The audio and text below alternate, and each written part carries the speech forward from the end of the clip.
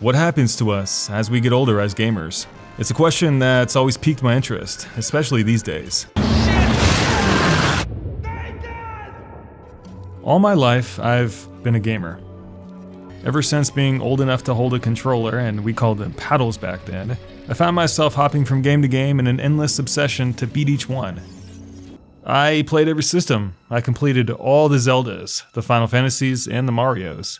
I saved up all my lunch money and bought Battletoads, and I crushed it after about 50 hours of trying.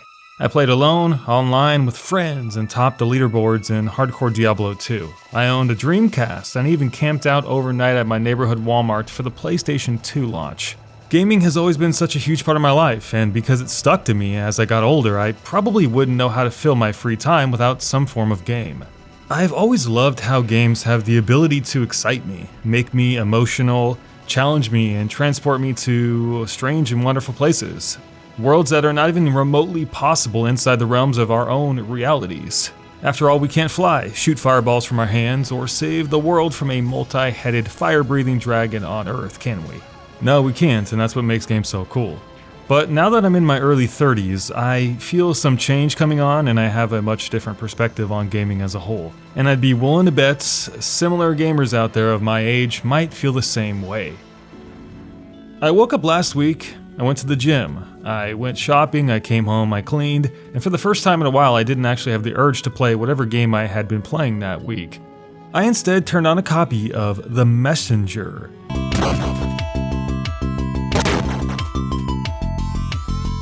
The Messenger is this retro-stylized platformer, influenced by the once iconic Ninja Gaiden franchise, and I loved it.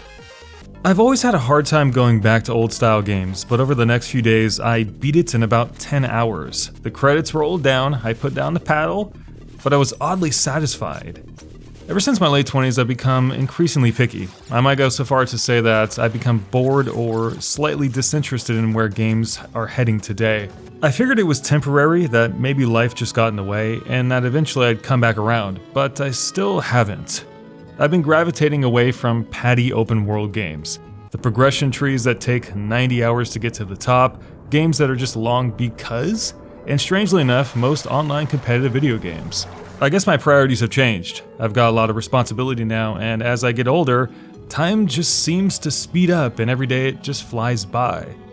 The more life gets in the way, the harder it is to focus on things in life that don't have a lot of intrinsic meaning.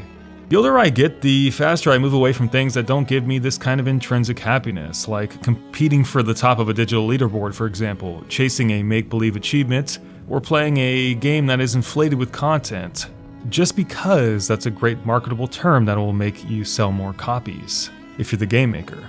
Why? Because the reward for those investments just don't add up. Often the reward for playing video games is imaginary and requires a huge amount of repetition-based grinding, and once you get to the top, there's really nothing physically rewarding about doing so. It's something I've had to accept as I get old. Being world first in an MMO or breaking an online leaderboard record may be exciting for us when we're younger, but as we grow into working adults, we may not find those elements all that compelling. A recent study called Gaming Preferences of Aging Generations confirms that as we do get older, this idea of being rewarded with simulated satisfaction becomes less attractive. We have a stronger desire to move towards things in life that give us rather a deeper sense of fulfillment. I'll link it down below in the comment section.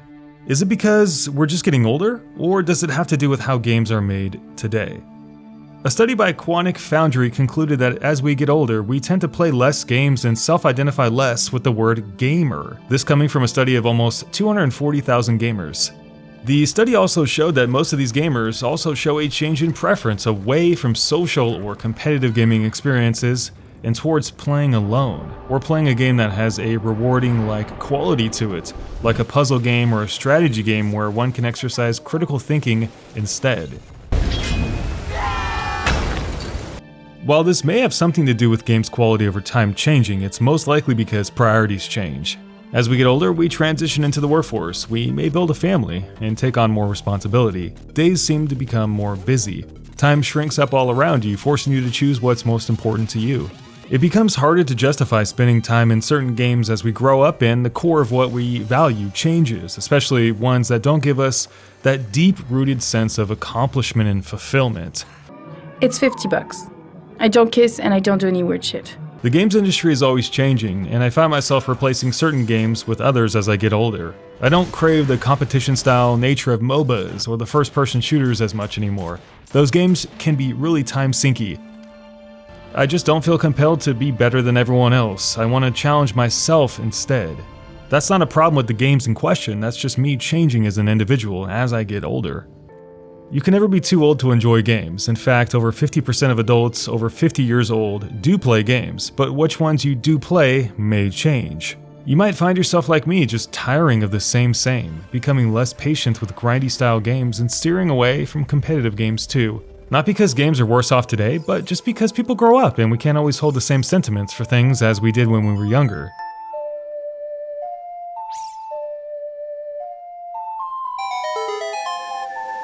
More so, we substitute the type of content we take in for other things that life demands, which draws us away from certain gaming experiences even more. As we get older, we begin to know what we want and become more happy with who we are. We want less bullshit in our lives. We want to cut to the chase more, and as a result, we become less patient with things that don't bring us fulfillment. It creates this environment that allows us to be a little bit more discerning with the games we play than we used to. I sometimes feel after playing so many games that I've seen it all by now, which makes it difficult to get super excited about a game or to finish it to completion. Sometimes I also feel guilty because I'm playing a game when I could be doing something else to bring value to my life. But what I've realized as I've done a lot of self-reflection lately is that I've discovered you can't run from who you really are. I'm a gamer, through and through, from the beginning until the end. And I'm never going to stop playing video games. It's just that my tastes and preferences have changed because, well, time has a way of doing that to us as we get older. Sometimes I look at myself in the mirror these days and I ask myself, are you the same kind of person you used to be? I look back into my past and I see myself having so much excitement and joy for the simple pleasures of playing video games and getting so riled up in the competitive nature of some of my most fondest memories in gaming, whether it's League of Legends or World of Warcraft or something like that. And I look at myself today and I ask myself, why can't I be that person anymore? Well, that's what time does to you, doesn't it? It just makes you different. Values change, your responsibilities change, and the way you want to live your life, it changes. That's the natural course of life for everybody.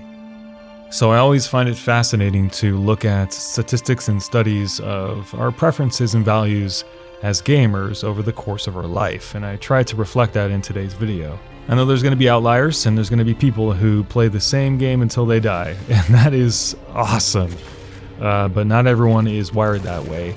But for many of us, we do find this detachment somewhere along our lives that removes us and our ability to enjoy what we used to, as well as change our perspectives on how we view things today. One of the things that fascinates me the most is that this process I've gone through as a veteran gamer, it's been a slow and almost unnoticeable transformation. It's as if it's taken me like 15 years to wake up one day and say, well, I just don't like this kind of game anymore. Let me try something new. Was there some sort of climactic event that struck me like a bolt of lightning, as if I was in the movie Back to the Future? Or some freak event that happened that transformed me overnight, like I was in Teen Wolf? No, I actually have to attribute this just to time. Time is strange. There may be some arguments to claiming that the heavy commercialization and the changing tides of our industry has had a lot of impact on the way I see games, but I kind of see it the other way around. I kind of see it as I might not be the target audience anymore for what is really popular and money-making in video games today. Does that make me jaded? No, games are still really exciting to me. I'm just allowing myself to be more selective these days and make sure I have room in my life for my life too. Thank you very much for watching today's video, guys. I know my video upload schedule lately has been pretty sparse and random, and I think I'm pretty okay with that right now. I'm really enjoying taking some extra time in the videos, just pumping out maybe 1 or 2 a week these days instead of every other day. Takes a lot of pressure off me, and I can spend more time refining the topics that I bring to you guys. So let me know down in the comment section if you're enjoying that, or if you want more videos. I'd be happy to take a look at what the community wants and try to tailor my content in the future. As always, I hope you guys have a fantastic and love-filled day, and we'll see you guys in our next video, whenever that time is. Take care.